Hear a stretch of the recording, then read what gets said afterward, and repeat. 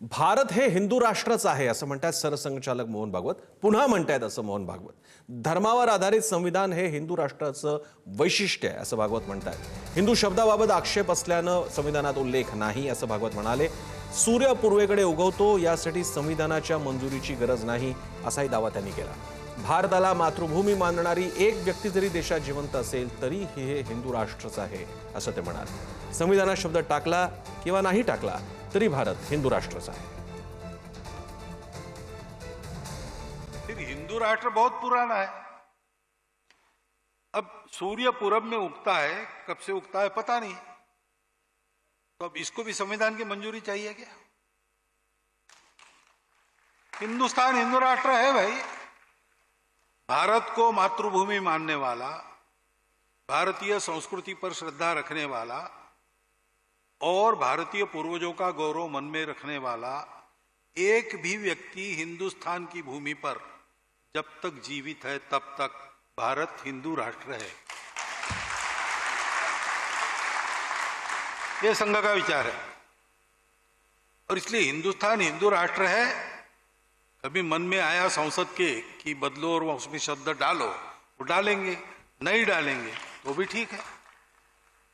हमको कुछ उस शब्द से मतलब नहीं है क्योंकि हम हिंदू है, हमारा हिंदू राष्ट्र है. ये सत्य है.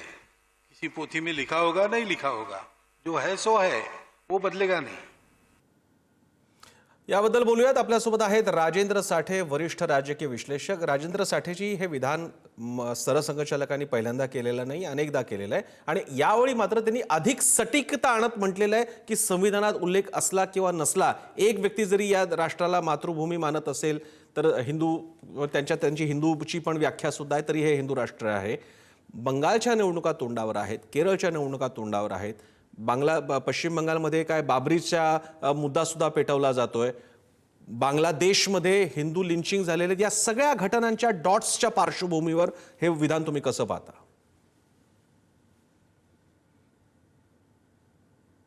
सर, तुम्ही म्यूट केलंय, तुमचं हे ऐकाच येत नाही, तुम्हाला अनम्यूट करावं लागेल. आता येतोय? हो येतोय, बोला प्लीज. यातलं एक विधान जे आहे ते मला सगळ्यात धक्कादायक असं वाटतं की त्यांनी जवळपास केंद्र सरकारला असा इशाराच केलेला आहे असं म्हणायला पाहिजे. बरं. की हिंदू राष्ट्र हा शब्द घातला तरी सुद्धा चालेल, न घातला तरी चालेल. एका अर्थाने मला वाटतं की ही सूचना असावी की काय. बरं. भागवत आणि संघ परिवार हिंदू राष्ट्र संदर्भात सतत वेगवेगळ्या प्रकारची मखलाशी युक्त विधानं करत आलेले आहेत. त्याचा भाग आहे. भागवत आणि संघ परिवार आताच तुम्ही सांगितल्याप्रमाणे हे सगळं पश्चिम बंगालच्या निवडणुकांसाठी वातावरण तापवण्यासाठीच क्लिअर आहे.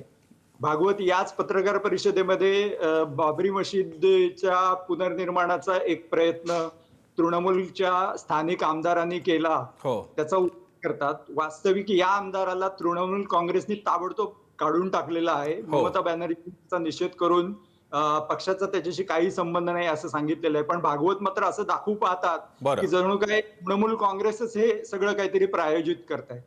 तर मला असं, आणि बांगलादेशमधल्या घटनांचाही ते उल्लेख करतात. त्यातही आपण लक्षात घ्यायला पाहिजे, ते असं सातत्याने सांगतात की बांगलादेशमधले जे हिंदू आहेत त्यांनी एकवटायला पाहिजे आणि एक राहून तिथल्या याचा मुकाबला करायला पाहिजे. जगभरातल्या हिंदूंनी त्यांना मदत करायला पाहिजे.